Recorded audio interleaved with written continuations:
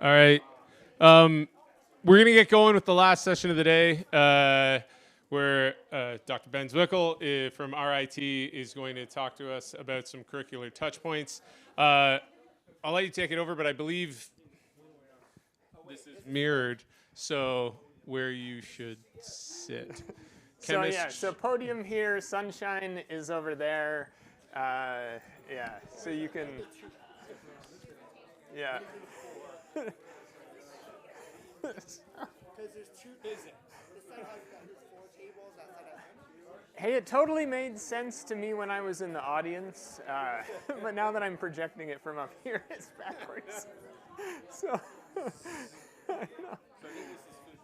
yeah. Okay, so physics, math, chemistry. Yeah, if you look at that screen, it makes more sense actually. Physics over here. If you teach overflow over there. Electrical and computer engineering, I'll move my stuff. Math here, overflow again. Chemistry here, and CS in the back there.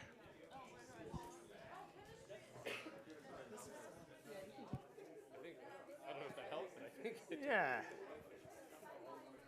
So yeah, and if there's too many computer science, if you want to split up into two tables or whatever, like that's totally fine. Or you think you just don't fit. So.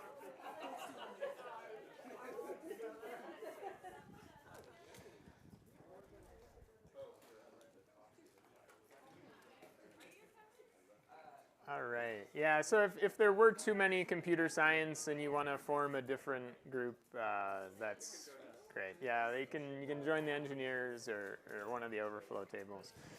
So, all right. Well, let's.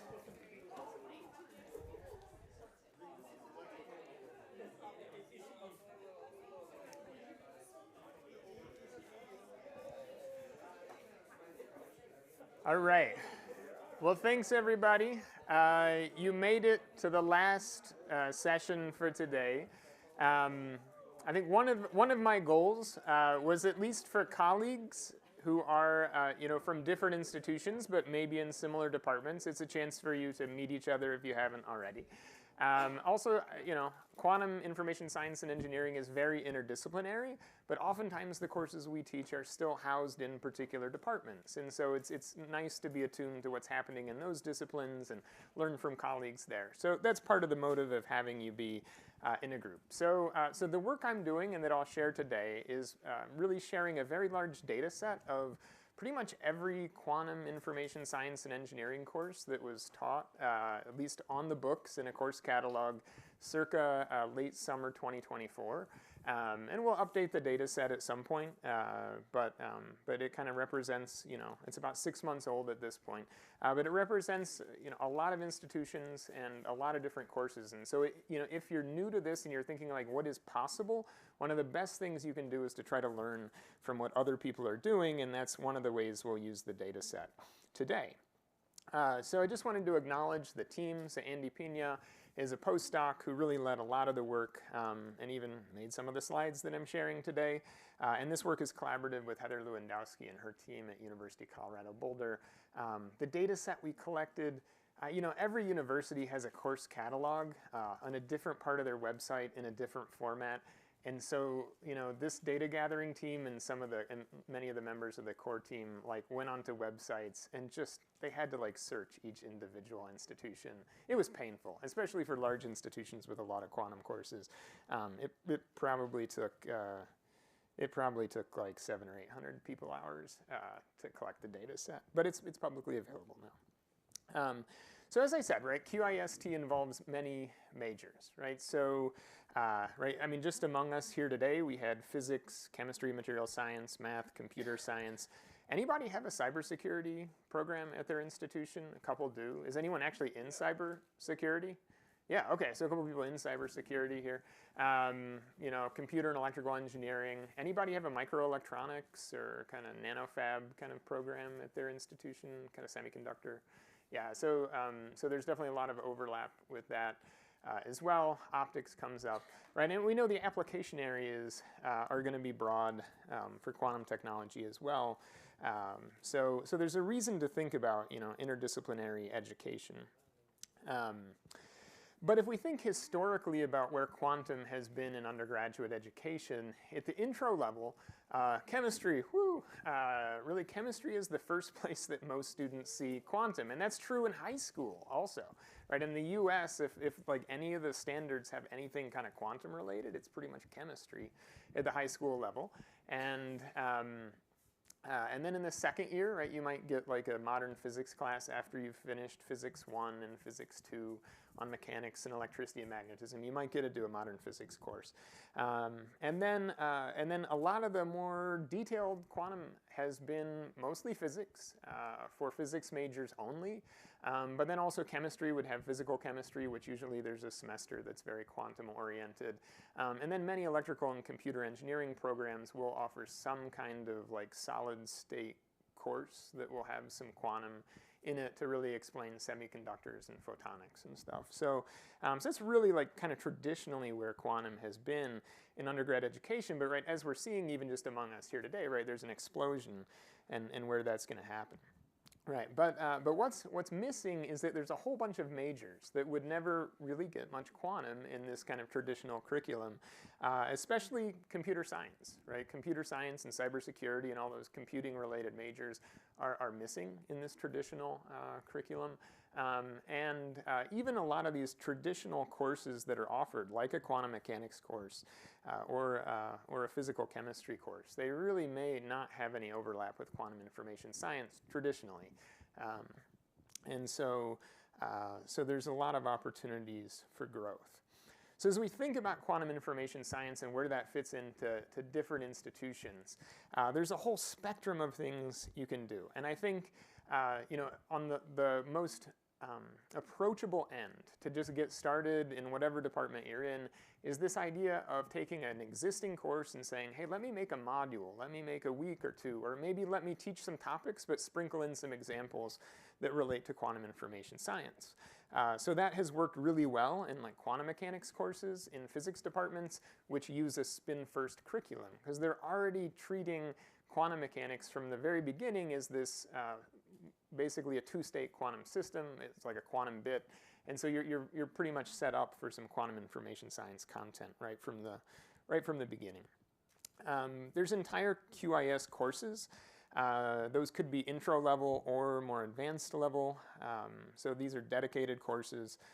There's also minors, degree concentrations that you're starting to see in particular majors. So you could be like a physics major with a quantum technology focus or a computer science major with a quantum computing focus, something like that.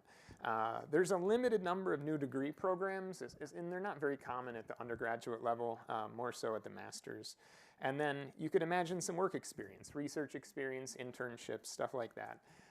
Really today we're going to focus on these two leftmost on the diagram. The smaller, easier, approachable things that an individual instructor, maybe working with a couple of colleagues, has a good chance at pulling off. And they don't take a lot of resources, especially just a module in a course. Okay, so here's the first discussion question.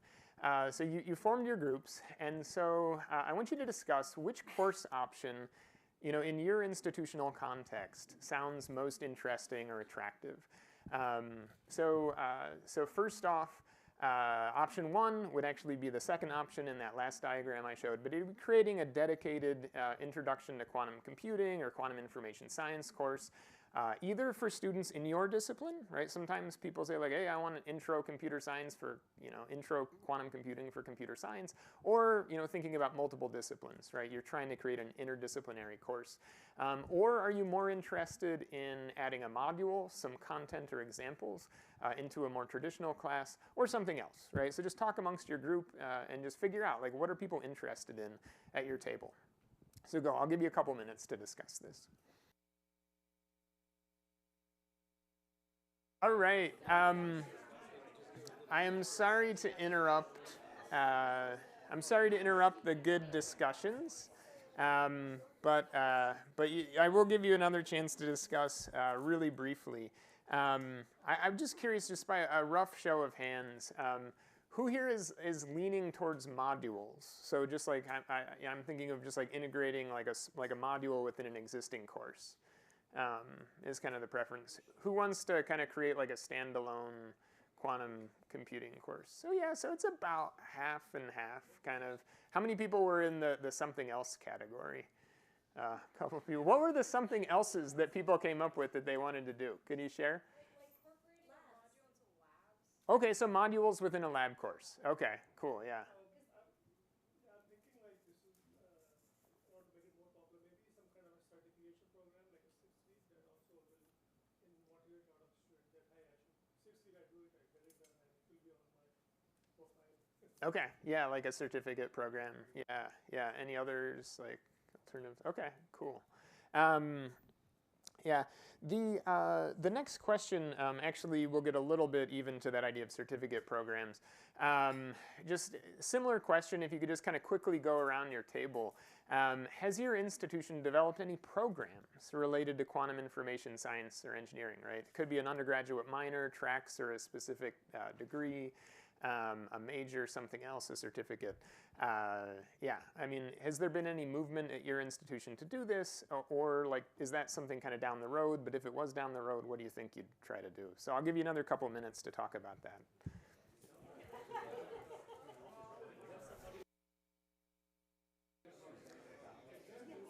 All right, all right. So I'd like to kind of bring back the discussion. And I'd like to hear some feedback from all of you. So, so the first thing I'd like to ask is how many people here are, in terms of your institutional context, are not really interested in developing a QIST program right now? Like you're just going to focus on. Okay, so we got a couple. Yeah, a few. Yeah, yeah. I mean the argument. One argument I overheard for that was that really it takes a lot of resources to make a program. And really, there's enough other things that we should be spending our time and effort on that we just don't really need a program. Yeah, so there's a lot of things. Has anyone tried to do a track in a degree program or considering doing like a quantum track in a degree program? Yeah, which programs? So we have been toying with the idea of how to get something on the books that will show up on a transcript, whether it be track, minor, concentration. Yeah. I think we've sorted out the easiest path forward bureaucratically and all that is actually a minor.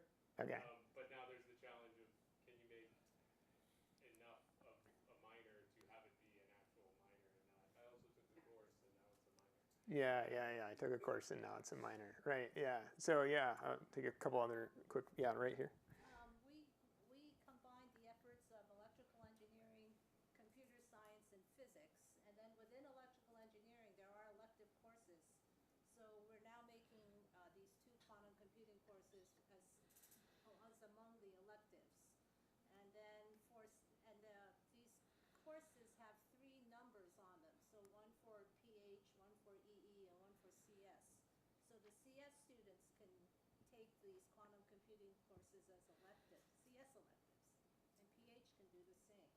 Okay, so you're cross-listing courses to be able to, yeah, and it has to count towards their till their major. Yeah. So yeah, that makes sense. Loyola University, Maryland. But we have no choice because we don't have a lot of students in physics, so we have to combine with other departments.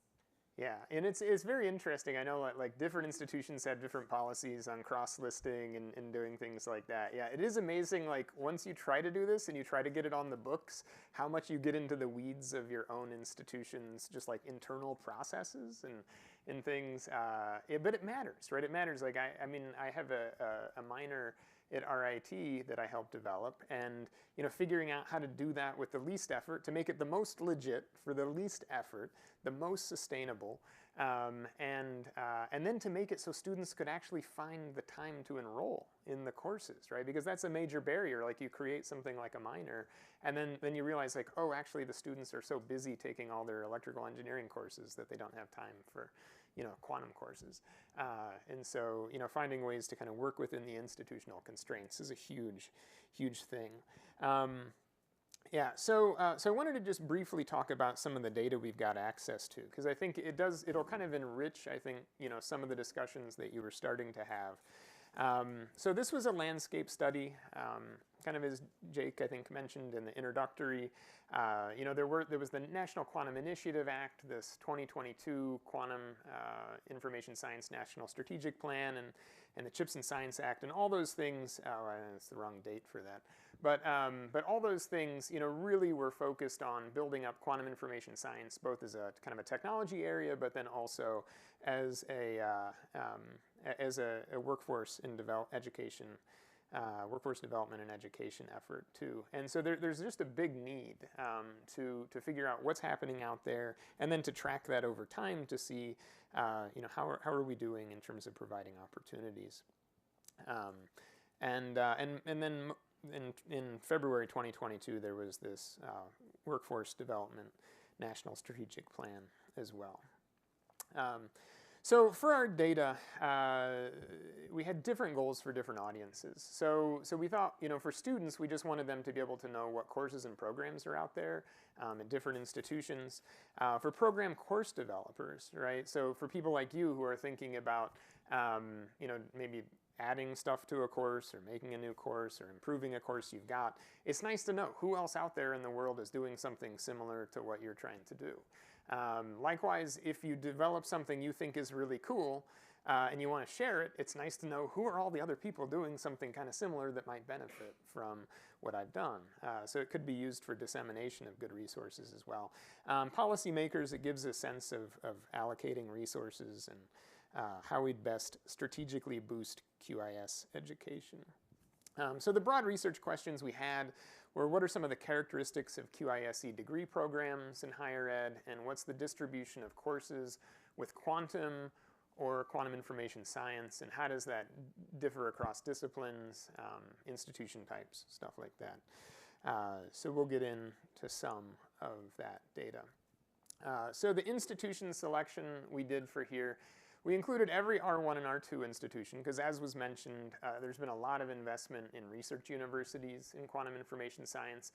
We included every single minority-serving institution, so HBCUs, HSIs, tribal colleges and universities, and other categories too. We included every institution with an ABET accredited, like electrical, computer, engineering program, or computer science program. We included the top 5 STEM associates degree producing and top 10 bachelor's STEM degree producing institutions per state. So even in states like Montana, we tried to find the most reasonable programs we could. So the data, and so what did that net us? That was 1,458 institutions, I think. So basically the data collection, it was pretty tedious. You'd start with an institution 1. You'd find their course catalog. You'd search that course catalog for the word, for quantum information science programs.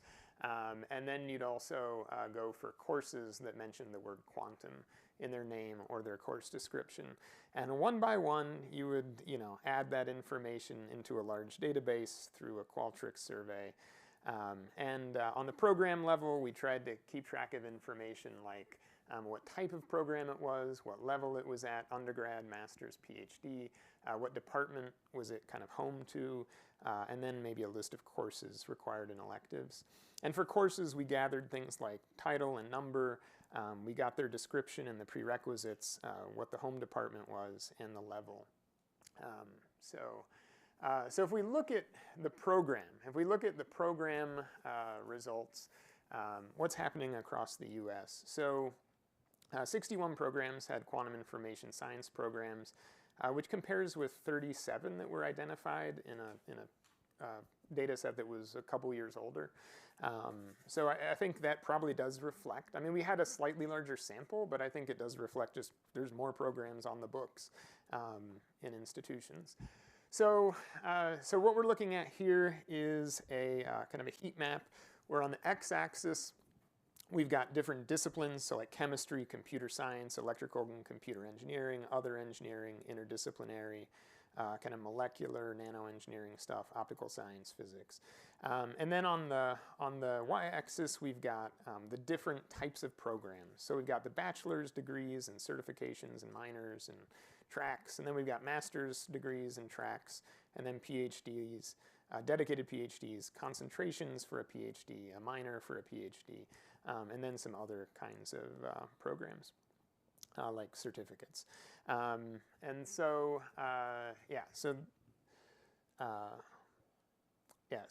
so one thing we can note just right off the bat, that just among individual program types, master's degrees were some of the most common. And then if we look at the different types of disciplines, we see that interdisciplinary, right? That center column is kind of the most lit up in terms of just a lot of these are interdisciplinary programs. I guess I would also mention, though, that if we look across here, there are 11 minors and 10 different tracks, concentrations, and emphases that were found, as well as there's a number of like certificate programs. So at the bachelor's level, there's stuff happening too. Yeah, sure. It says all 89, but you said 61? Oh, yeah, so 61 institutions. Some of those institutions had multiple programs, like they might have a minor and a degree concentration, or they might have a master's degree and a minor and a PhD program that are dedicated to quantum. Right, so we do see all these different disciplines represented. Why is it so interdisciplinary? Because of the applications like quantum simulations for pharmaceuticals, for cybersecurity, for quantum sensing. Right, there's a lot of areas where this can happen. Bad animation, right? But it utilizes findings from physics and material science, math, CS, cybersecurity. We've got a bunch, right? So there's a bunch of ways in which quantum is fitting in, and people are adding it into different degree programs. So in terms of the individual disciplines that are not interdisciplinary, the biggest would be physics. So, as we talked about, historically, quantum was in physics departments, and so physics departments have set up a lot of these programs. But then electrical and computer engineering, right, has actually created a lot of programs. And undergraduate, and that's true at the undergraduate level too. So where are these QIST programs located geographically? There's 3 maps here. The left map are undergraduate programs. The middle map is like post-baccalaureate, like certificates and masters, and the right map is doctoral programs. You can see they're kind of sprinkled around, not terribly evenly. A lot of doctoral programs on the East Coast, and in a couple other places. So there's definitely large sections of the country that don't have programs. So what types of institutions have QIST programs?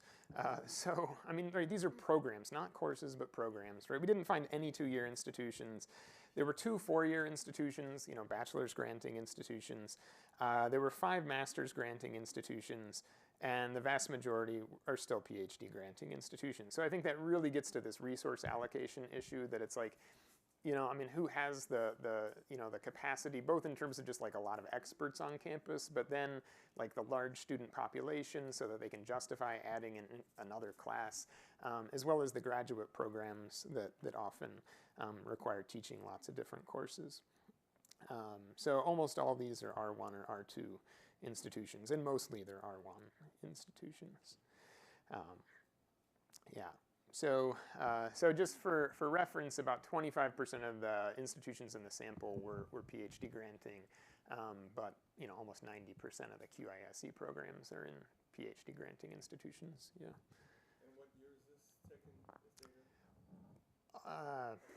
We concluded data collection like September 2024. So it's about 6 months old, maybe at this point, 7, 8 months old. Yeah. And when you say, well, like if a PhD granting institution had a master's program wise or an undergraduate program, how are you counting it? it would still show up here. Yeah, so some of these PhD granting institutions may only have a minor. So it's not 54 institutions have PhDs in QIST. No. That data would actually be on the heat map that was shown before. So you can see how many institutions have a PhD in quantum, 10, 6 of which are interdisciplinary, one of which is in probably University of Chicago in molecular engineering, one in physics, and one in ECE. So yeah, so there's far fewer just dedicated PhD programs. Yeah.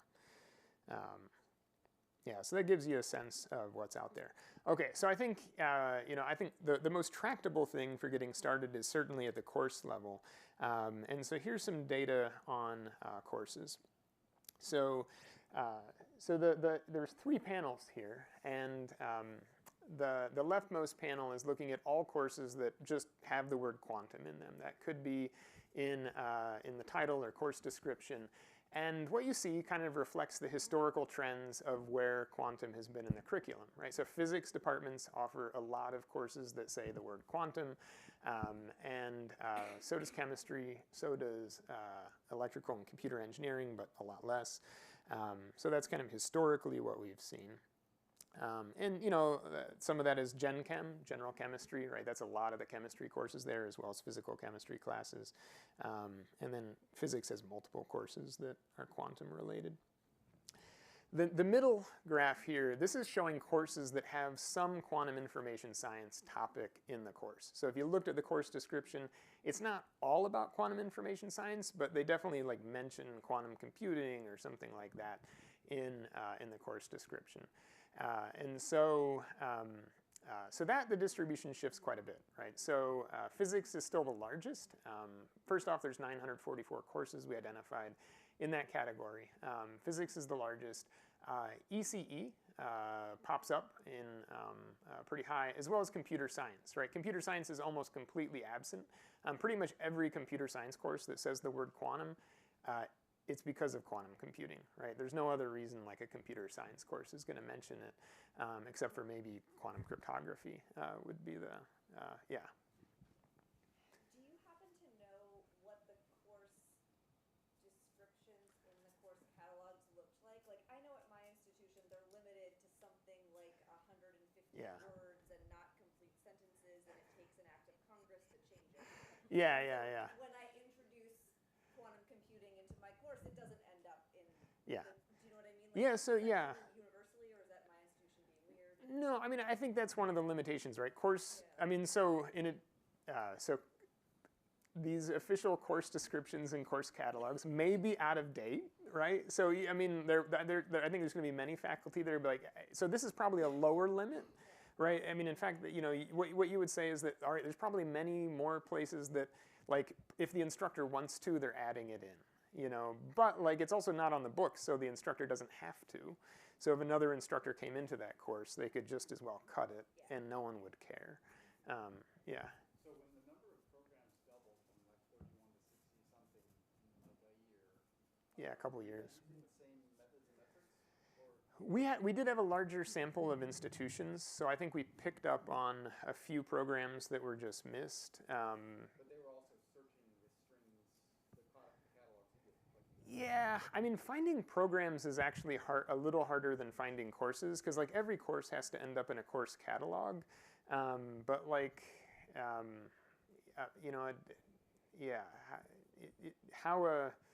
especially things like certificates and stuff oftentimes happen outside of normal degree structures, because they're not a bachelor's, they're not a master's, they're not a PhD, they're a certificate. So there's some programs like that you just got to Google for, and you might Google quantum and then the institution name and just see what pops up, and so we had to get a little more clever for program searching. The 2024 study was also searching 2021 or 22 catalogs. It's a couple years. So a more than 18 months, maybe? Yeah, I don't think it's doubling quite that fast, but yeah, I mean, there are a lot of places trying to develop new programs. So. This seems to suggest that the pragmatic approach for undergraduates would be chemistry and maybe astrophysics. And it looks to me like what you're looking at is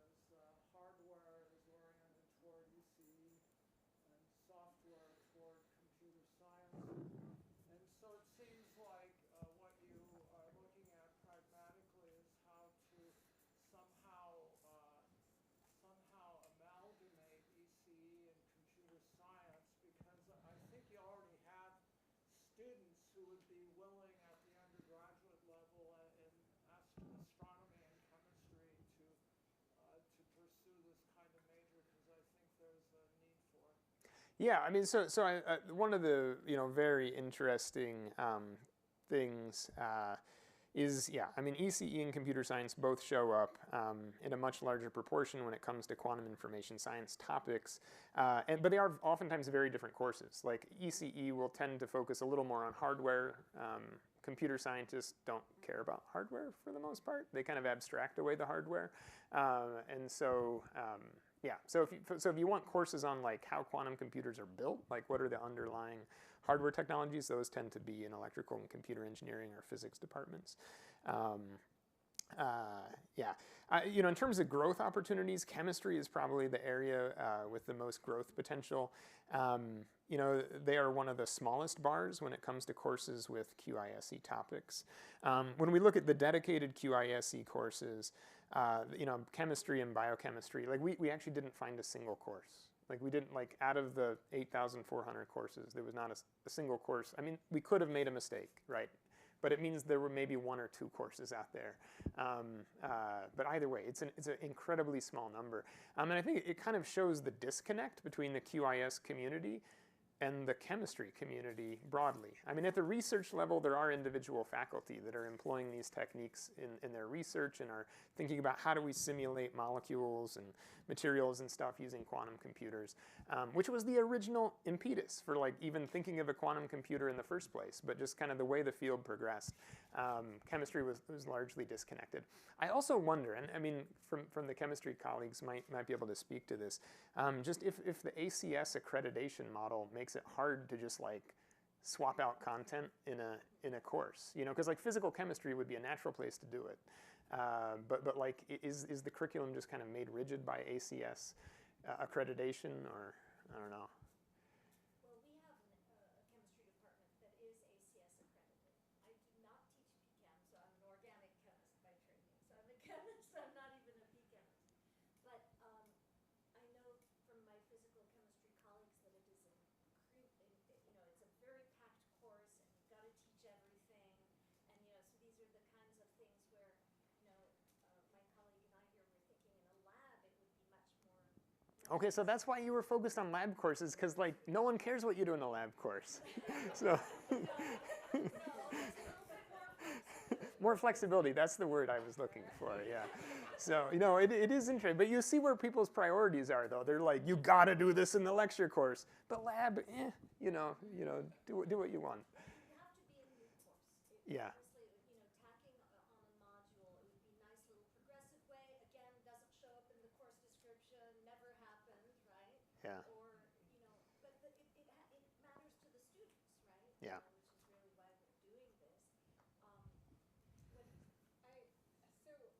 like quantum computing is catching on because of some like the last few ACS meetings we have biannual ones. So the last couple that I attended, there was a quantum computing like session or several quantum computing sessions. It's just like I think we're just catching on. Yeah. Did you see the qubit touchdown, large scale? No, I haven't. Qubit touchdown was at the ACS meeting. Okay, yeah. Thomas made us some huge large-scale sets, and we were there in mass, and Jay Gambetta came in, and we were doing hands-on training. All of this for chemists. Yeah. Cool. That's the growth, right? Yeah. And I don't think it's like hard to integrate it into like the ACS accreditation requirements. I think like we just don't talk about it enough, and I think we need to bring it up at like the biannual what's it called, the chemistry conference for education specialists. Hmm. We just need to talk about this more and why it's important. Like Yeah. I was telling Jake. Yeah, like I was just telling him like I'm a physical chemist and I teach quantum mechanics, and I didn't really know quantum computing was so important until I was like at this generative AI workshop, and our homework was to like talk to people in industry to find out like what do they want us as instructors to teach our students for generative AI. And then they came back telling me like, oh, quantum computing's the future, and I was like, dang, I gotta get my stuff together. Yeah. I'm not pursuing the right stuff, so that's why I'm here. Yeah. Cool. Like, I'm just, I guess I'm representative of chemists. I'm just catching on. Yeah, yeah. So I mean, I think it is huge because certainly at the high school level, it's really only chemistry that is going to introduce. Yeah, real quick, and then I want to jump ahead. Also an aspect of maybe teaching a bit differently for linear algebra and math, because like singular value decompositions aren't that difficult, but they're usually not taught in the first linear algebra courses. And I think kind of orienting more toward the math that is relevant might help. Yeah, yeah, yeah. I mean, math is one of those prerequisite things that I think every course developer for a quantum computing course has to consider. Yeah. So some of those, it's a big mix. We haven't looked really closely at the non-STEM. There are like some like religion and philosophy courses that mention quantum. Yeah, yeah. No, I mean, I won't give any opinions. Like, some of them are like history of science courses, things like that. So, it's They are not education, right? Science. they're not going to prep you for, I think, QISE industry. There might be a subset that actually have really engaging content that would complement. I mean, I think like one area for non-STEM courses that would be like super relevant would be just like emerging technology and ethics and societal implications. Because obviously it's like for a lot of things like AI, it's like, well, we just build it. And then we just see like, how does it mess up society? And then we're like, oh yeah, it did mess up society. And so just proactively looking at those ethical issues and societal ramifications of technology is probably one area that could show up in non-STEM that maybe should be included in things like a minor or a concentration or something like that. Okay. So I realize we're basically at 4:45. So I'm going to just take 5 minutes. Thanks, Leah. Have a safe trip back to Oxford, and enjoy. I enjoyed your talk. So see ya. Bye.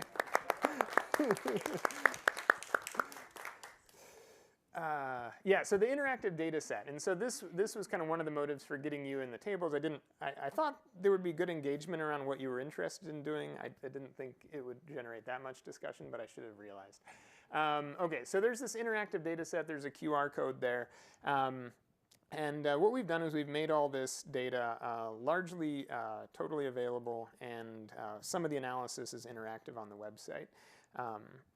And I will demonstrate that in a little bit, but you can get access to many of the graphs that I showed, including some of the course level data. You can also get some of the maps that are on there, and you can even like click on an institution within the map, and then at the bottom, it actually below the map, it'll show you all of the courses that show up at that institution. So if you click on RIT, for instance, you'll get all the courses at RIT that are in quantum computing. So it's a way just to kind of browse geographically what's happening. So the activities I was going to give you, and I think just for sake of time, we can kind of not actually do them, although boy, it would be interesting to do them and just see what you find, because I'd be really curious across the different disciplines. But I'll show you how I would kind of play this game. But the activities were going to be this. One was just like look for courses with QISE topics in your discipline, and then also look for dedicated QISE courses in your discipline, right? And so within those 2 questions, like how many other courses out there are there that are already doing something similar to what you're trying to do? What sort of topics are including QISE? From the course description, was QISE just this little bit of the course, or was it a big part of it? Were any institutions like similar to your own, like in terms of just like institutional resources, or were they all just like Harvard or something? Were any geographically close, right? So that you could actually find an institution that not only is maybe doing something similar to what you want to do, but is also just right down the road where maybe you could actually form a more sustained kind of collaboration or partnership with somebody. Yeah, did any of these courses look like a good fit for your institution? And part of the goal is to be able to just to cross-link, to kind of network better across institutions, because it is hard. It is hard kind of setting up curriculum from scratch, and I'm so grateful for everybody that has put out resources in our community and kind of made them available, whether it's Tom's quantum curriculum, quantum computing book, or I know Gina Pasante's got a lot of good active learning materials, and there's other people in this room that have developed good stuff, and I'm grateful for that. And just kind of the more, I think the more that we kind of know what we're doing, the more we can share.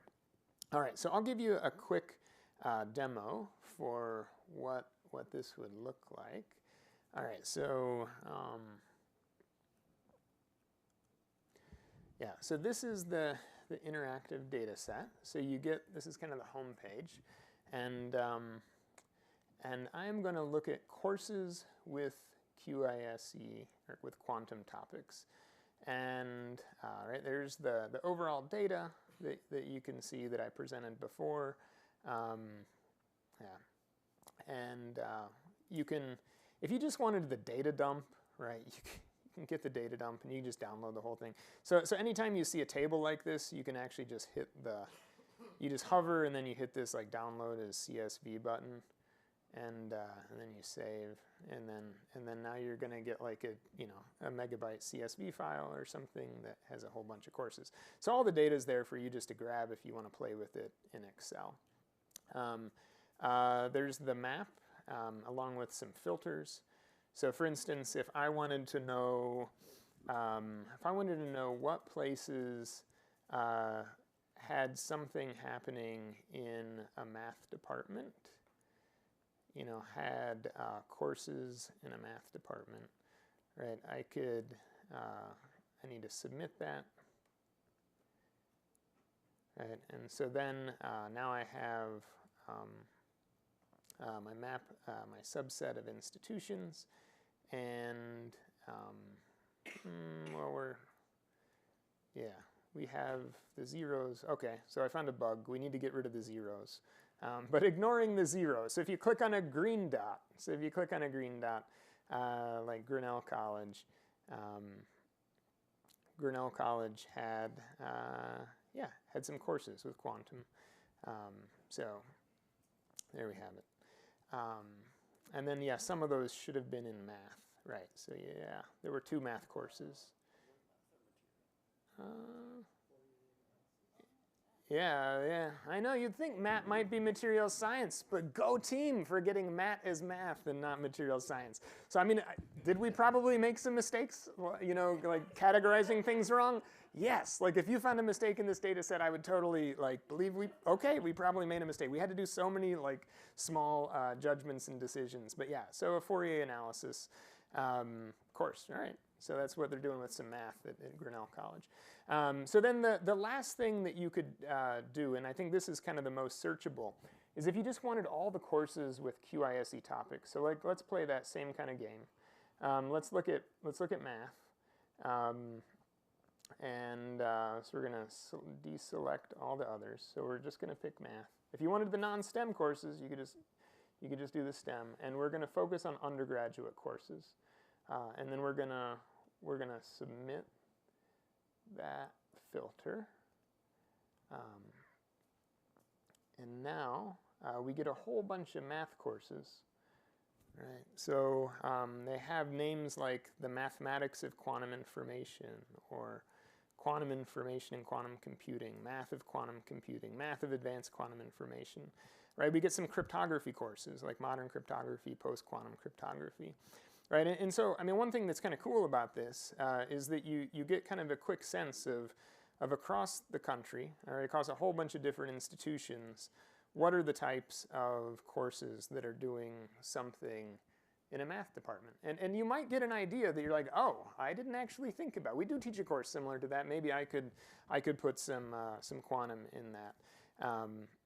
And so when I saw this list, I think the thing that stood out to me were that cryptography was probably the #1 place that it seemed like it came up in math departments. But then also, there were just like math methods courses, like math methods for quantum, which maybe could serve students in multiple different majors potentially, but that would be like an added course, right? So I don't think you'd do that as an add-on to an existing course. So that is kind of how you can use the data set. You can sort by whichever discipline you want. Yeah. So let's submit that filter. Can you add a button to like select all or deselect all?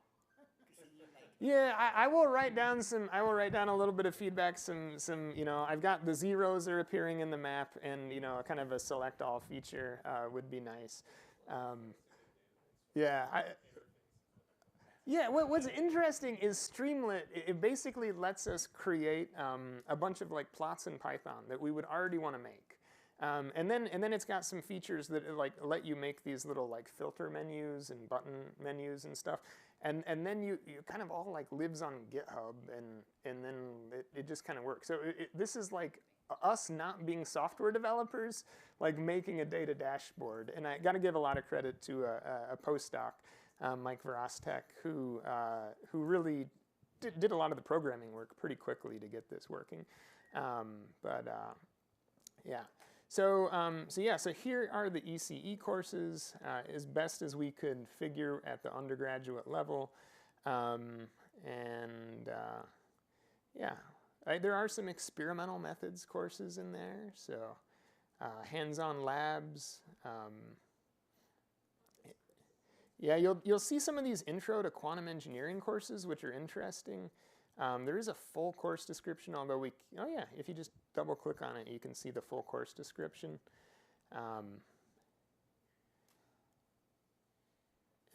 Topics include quantum circuits, introduction to quantum algorithms, hardware, and architecture. You'll tend to see a little more of the hardware stuff on the ECE end. There is crypto. And that's dedicated quantum cryptography, but post-quantum, a lot of quantum computing. And so some of these are like courses like advanced device concepts probably was not specific to quantum technology, but a lot of these looks like they were built nanophotonics, not for quantum computing. But anyway, so that is the data set. I will kind of leave you all to try to, I would recommend exploring it at least for like 10 minutes, to see if you can just quickly find some institutions, quickly find some courses that are doing something similar to you and what you might want to do. Just when it comes to those filters at the top, the last thing, just to differentiate, these are courses that had a topic that mentioned QISE. They could be dedicated also, right? So this is like the all courses, and then there's QISE topics, and then there's dedicated QISE courses. And so we do have those kind of categorized. So if you knew like, oh, I want to teach a course on quantum cryptography, you could kind of more easily, after you click a bunch of things, you could just see the quantum cryptography courses. So, Not to filter by latitude and longitude. It's one of those things that like when you just add a couple buttons, you're like, it's not a big deal. And then you start adding a lot of buttons, you're like, that's actually kind of inconvenient. But all courses is the list of just all courses, and the map of all courses kind of gives you a map interface to it. And so the map interface is kind of cool because if you kind of look at all the institutions, you can just kind of just hover, and you can click on an institution, and you can zoom in on your region and just be like, all right, within 20-50 miles of me, like what other institutions are doing some quantum courses, anybody doing something locally. So yeah. Talking about this interactive map, there's a website with cybersecurity jobs that maps them like that, and Yeah. they give it as an assignment to student, again as a motivational, how to find a job, right? Like to explore, and then some of them stick to California and explore, and then they actually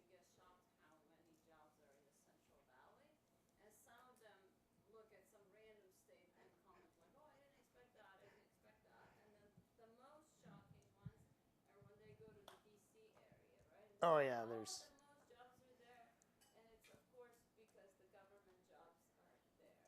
Yeah. So I was wondering, this is more for us as instructors to see who is doing what, but then again, it doesn't even matter in the area. I was down. It doesn't even matter in the area because everything's remote. We can contact them, right? Yeah. But is there anything that's useful here for students? Because I like to give this as an exercise. Yeah, yeah. So I mean, what I would say is useful for students.